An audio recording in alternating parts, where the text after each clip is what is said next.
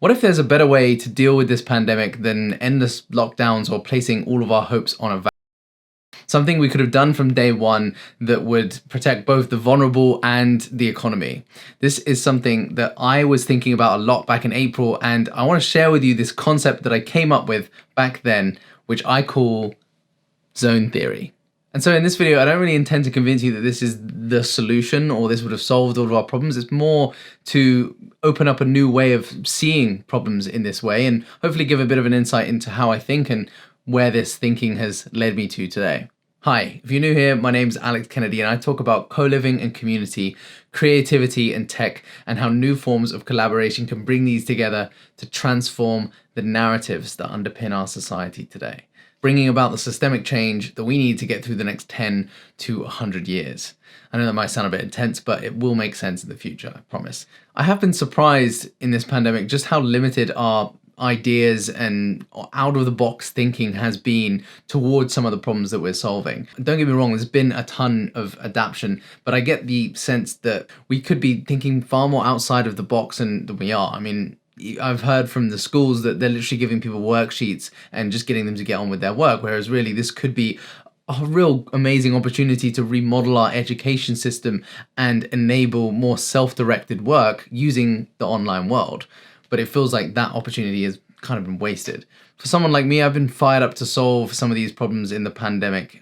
Even in January, I was thinking about how useful it would be to have a pandemic pack with your hand sanitizer and your mask and stuff, put it in a package. I didn't go ahead with it for a number of reasons. Anyway, let me dive into this concept because I think it gives a really good insight into the research and stuff that I've been looking at before and where it's kind of taken me into the future with the clustered co-living. I heard that the government was considering an idea similar to this, so I basically threw it all into a presentation to get the idea across, but it's a little bit outdated in the fact that it kind of assumes that, letting the virus run through the population that is low in risk, that won't be such a bad idea. But I think we kind of know now that that is a bad idea. You shouldn't do that.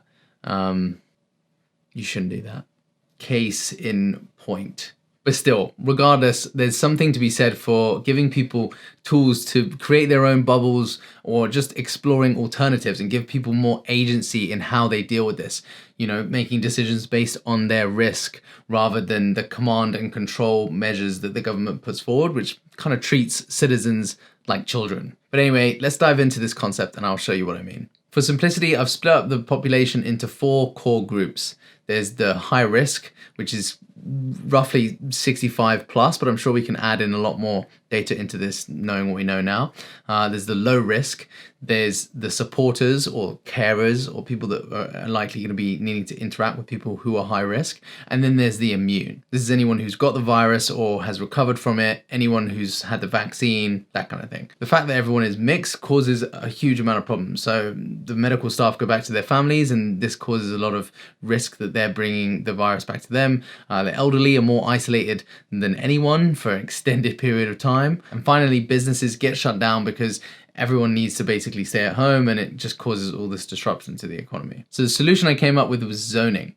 This is essentially separating out different parts of the town based on risk. Those at risk get to live without needing to worry about the virus constantly, but they might have to move or give up some of their freedoms to be able to live this normal life. The real restrictions would be between the two sides. You really don't want to have the low risk people spreading the virus to the high risk group. Obviously, this is quite a feat to pull off, having to move people between different areas of the town or getting them to move house. But considering what's been going on so far and the cost of endless lockdowns, I feel like, really, this is totally within the realms of possibility. Essentially, there's 6 stages to go through here: collect, sort, suggest, test, move, and release. And in these 6 stages, you'll see a lot of the work that I've been putting into the clustered co-living communities, because essentially it is a very similar process, although this is probably something that I would do a bit further down the line. So the first thing to do is to enable citizens to download their data in a readable format. This is something that I personally think should be passed as legislation regardless. Second is to provide citizens with a digital identity and a data pod where they can store this data securely. The tech for sovereign identity and data pods is already out there at the moment, although it is in an early form. Next, you'll need to request information from everyone on what their lifestyle needs are and essentially feed that into this secure data pod. Next, you'll need to request information from everyone in terms of what their lifestyle needs are and put this into the secure pod. Everyone will also need to input details about their current living situation as well. With all this data collected into their individual pods, but allowing for the machine learning algorithms to be able to go through and understand, who works well together, what are the risks, aggregate all of this information into one place and basically begin sorting people out into recommended living arrangements based on, their lifestyle needs, their housing, risk, their personality, all of these different variables. You'd also be able to add in any personal preferences from people that would be able to give a certain value to what they think is important to them in terms of their lifestyle and where they live. And then finally, you begin that big move. You start moving the high-risk people into their new living arrangements. All the carers, supporters, and their families can be tested on that move into the high-risk area. Those who are low risk will essentially move into the general area where they will still have a higher risk of catching the virus, but they obviously have a lower risk of it being seriously affecting them. So they might have to live with some restrictions to curb the spread to some degree, but it means that both sides can essentially be carrying on to some degree of normality because they're separated out into their different sections. And there could be subsections of this that get together and live in a place where, they live by much more kind of stricter rules. And then from there, you essentially monitor the entry points of these areas to make sure that, nothing gets through and there's no chance for the virus to be spreading from the low risk zone into the high risk zone.